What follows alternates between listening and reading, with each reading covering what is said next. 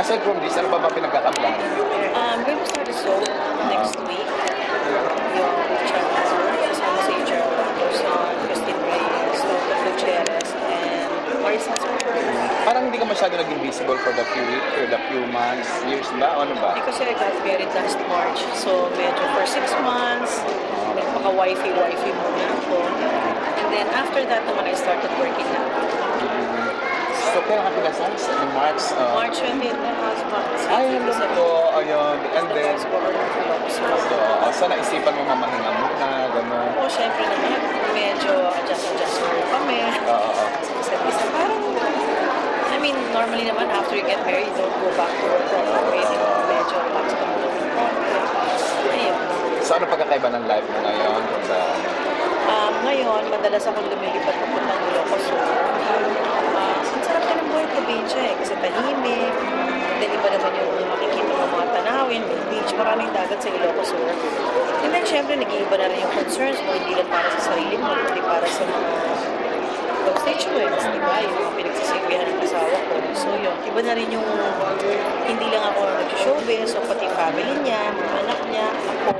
And then syempre, sinasama ko sa mga functions niya. Yun, hindi pa ako masyadong sanay. Pero, trying to learn how to be a politician's wife. So, yun. Pero may bala ka ba pumasok din sa politika? Hindi na po, it's really not my cup of tea. Okay na ako na kingmaker. Sa side na lang ako. I can serve naman without being a politician. Ito na yung masasabi mong tunay na kaligayahan mo na matagal mo nang hinahanap na sinesearch mo talaga. I think so. I guess, it was a blessing talaga. It came at a time I didn't expect that I was going to get married or have a partner. Parang bigla na lang siyang dumating. And parang nung una, parang ito ba? Pero yun talaga ilang beses ko na prinay. Nag-fast pa kaming dalawa, prinay ng mga bata and everything. And parang all the answers were pointing towards that, maybe it wasn't the package na iniisip ko na talagang siguro parang washboard abs and everything. But he has all the qualities of the man I'm looking for. Mabait, malino, low-key, hindi masyadong arte. Oo. Mahilig din siya sa interior design. I love fixing houses. We both love to sing. So I guess, we found in each other what we were looking for. Mahilig ang magluto. Mahilig din siya magluto. Patas lang. Yeah. Basta, parang, I guess, what matters the most is we're very supportive of each other. Kaya yung mga functions na ganito, sinasamahan niya. Kapag siya naman ang may functions, halika na. Sinasamahan ko din siya. Para naman makilala ko. Tama po kayo. Yan. Para naman makilala ng tao kung sino ba sa dugo sa ganyan. Ayun. Kumusta na po as a wife po si Dina? Okay, kasi Gano'n siya kasaya, gano'n siya sabi ko pareho yung masaya. So, gano'n niyo po siya kamahal? Isang mahal talaga man. Actually, siya naman, matagal na talaga siya in politics. Kasi he's a barbers. He's related to the barbers of politics. Pero, yun na nga maganda sa kanya kahit na politician siya, he'd rather call himself a public servant. Low-key, tahimik, and service and focus. Most of all, God is in the center. Kumusta naman ang bonding nila Oyo? Andito nga si Danica at si Mark. Yesterday, we were with Danica and Oyo. Kaya lang si Mark, hindi na namin nabutan kasi may practice. And yung mga apo. Ayun, nag-lunch kami and then we went to church together and then we had dinner together last night with my dad also. So, isang happy family, happy couple. Pag nandun, ang kabonding ko naman mami niya at yung sister niya kasi we're just neighbors. Pag nandun ka naman yung isa niyang sister dito, wala kaming problema, we're happy. Kumusta na si Danica ngayon? She's okay, she's there na inside. Ilan na anak ni Danica? Very pretty. Tatlo? Dalawa pa lang. Kay Oyo Boy at si Christine?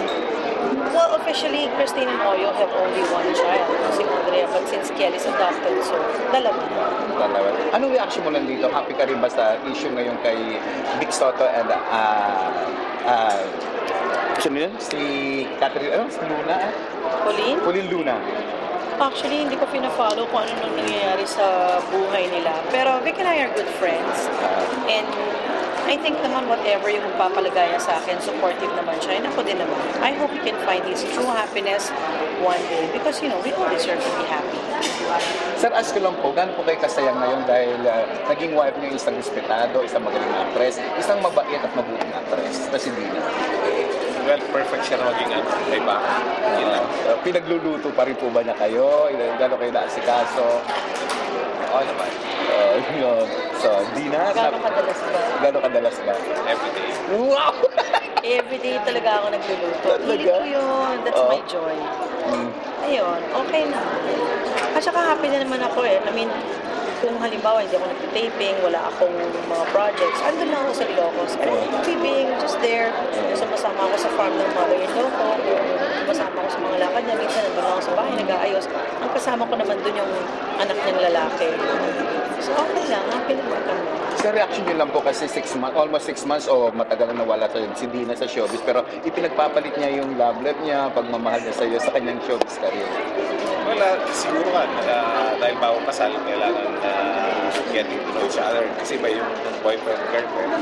Then pag nag-asawa, iba na naman. Pero kung anong gusto niya gawin, supportive ako sa kanya. Gano'n din sa akin. Wow! Sarap naman. So, Dina, last question. Gaano kasaya, kakontento ang isang Dina Bonnevie ngayon?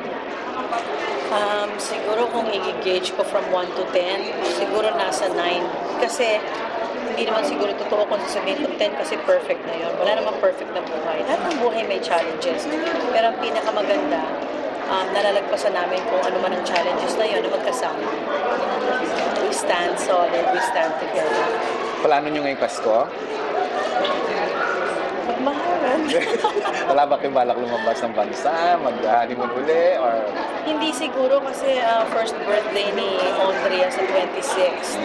So it's been a year ago nung nanganak si Tin, kami ring dalawa yung nasa hospital. So habang nanganganak si Tin, boyfriend pa lang kami noon, kami naman yung nagsusupport kay Oreo at kay Tin. So it's been a year ago nung nanganak si Tin. And we'll have to be there for the first birthday of Andrea. So siguro we won't leave for Christmas. And also immediately after New Year, nagtitaping na ako. So siguro after the elections na kami magbabakasyon. Bongga. Dito muna. Bachelor ba kayo, sir? Meron po ba kayong anak? Ano? Separated din. Wow, ilan po naging anak ninyo? Wow, kumusta na ang pahito mo ng mga anak niya? Okay naman po sila. He has 4 girls and a son. Wala naman ako naging problema sa kanila. So, parehong masaya about Siyempre, hindi naman perfect. May mga challenges din na pinagdadaanan. Pero siguro natin naman that you cannot surpass or you cannot